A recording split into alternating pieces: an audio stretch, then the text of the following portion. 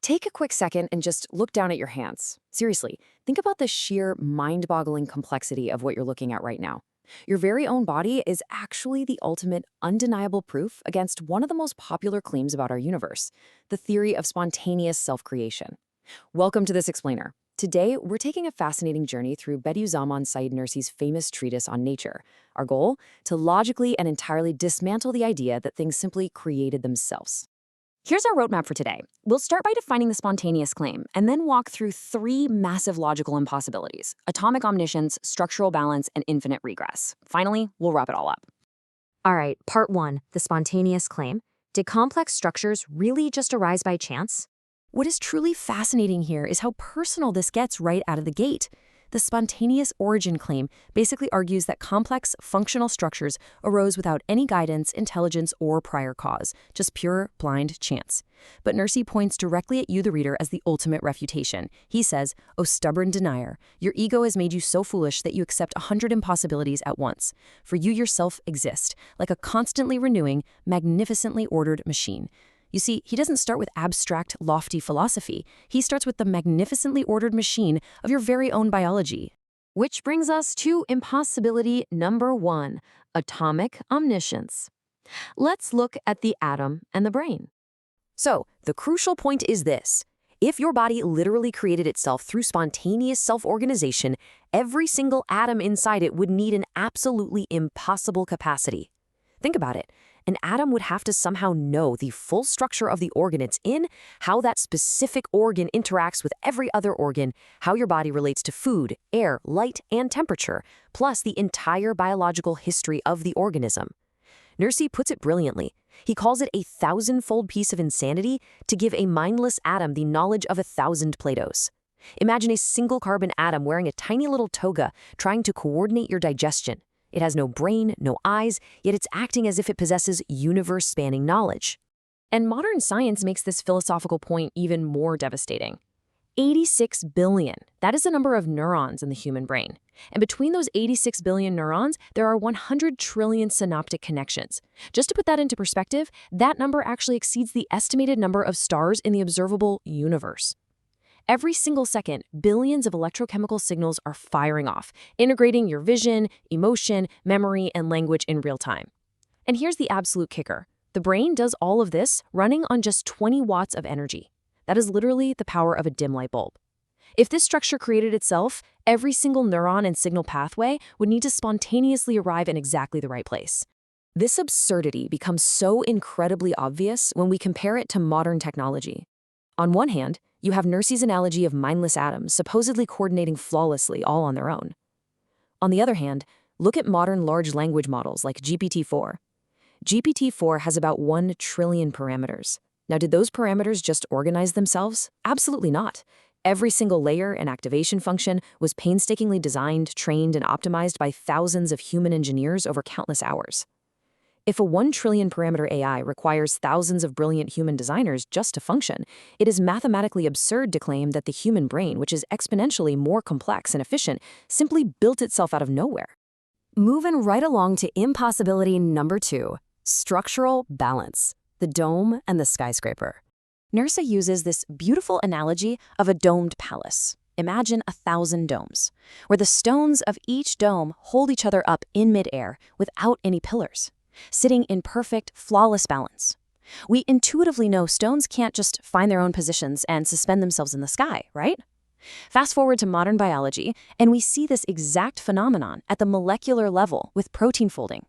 A protein is a chain of amino acids that absolutely must fold into one exact, incredibly precise, three-dimensional structure to do its job. So we really have to ask ourselves, could a system like this build itself? Consider the Burj Khalifa in Dubai. It has 163 floors, 100,000 tons of steel, and took 22 million man-hours of labor to build. Every single floor relies on precise load-bearing calculations from the floor beneath it. Obviously, a skyscraper can't assemble itself from scattered concrete and steel just lying on the ground. Yet, the structures within the human body are incomparably more complex, and they are constantly renewing themselves without that structural order ever breaking down. Let's break down the mind-boggling precision of these biological stones. First, amino acids form a chain. Then, in mere microseconds, that chain folds into a highly precise 3D shape. If the fold is even slightly incorrect, the protein becomes totally non-functional and can actually cause severe diseases like Alzheimer's. The complexity here is so immense that Google DeepMind had to build AlphaFold, which is a multi-billion-dollar AI system, just to predict how these proteins fold. So if merely predicting the shape requires one of the most advanced AI systems ever built by humanity, the idea that the perfectly balanced, dynamic structures of life just spontaneously assembled themselves is frankly unreasonable. Okay, on to impossibility number 3, infinite regress. We're going to explore the origin of the code of life itself.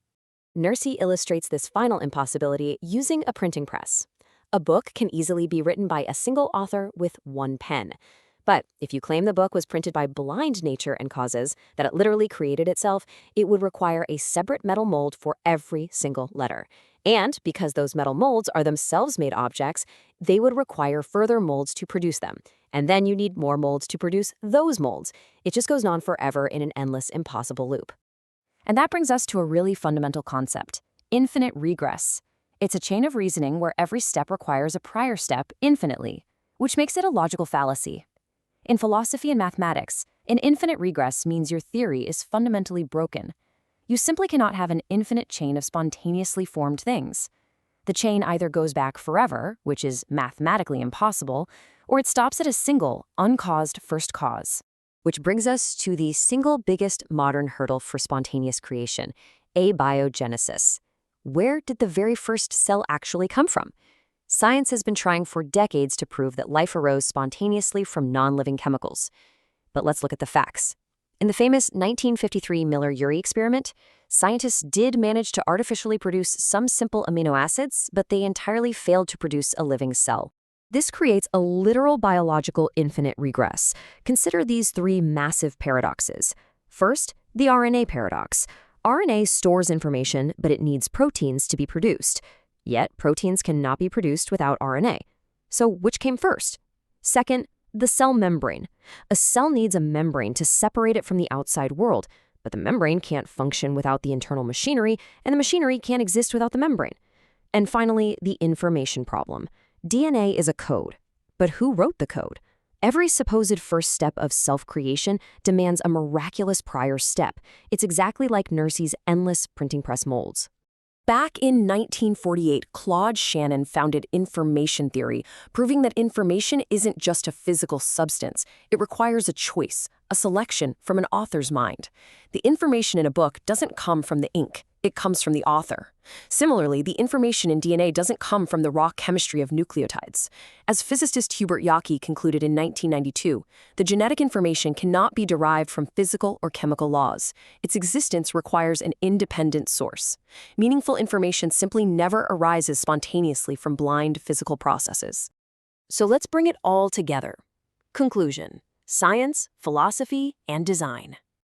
I want you to take a mental screenshot of this matrix because it perfectly summarizes the incredible journey we've just taken. We looked at Nursey's first argument that self-creation requires atomic omniscience modeled by his atom and body analogy. This is completely vindicated today when we look at the human brain and the immense engineering required for AI. Second, we saw that perfectly balanced structures can't just self-assemble. Nursey's used the dome and palace. Today we look at the miraculous precision of protein folding and skyscraper engineering.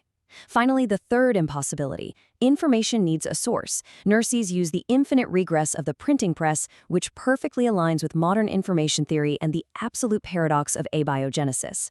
Modern science doesn't contradict Nursey's classic philosophical proofs, it magnificently validates them. So if we systematically eliminate the possibility that this incredibly complex universe created itself, it leaves us with another very popular origin claim to tackle. If nature didn't create itself, could it have been made by nature instead?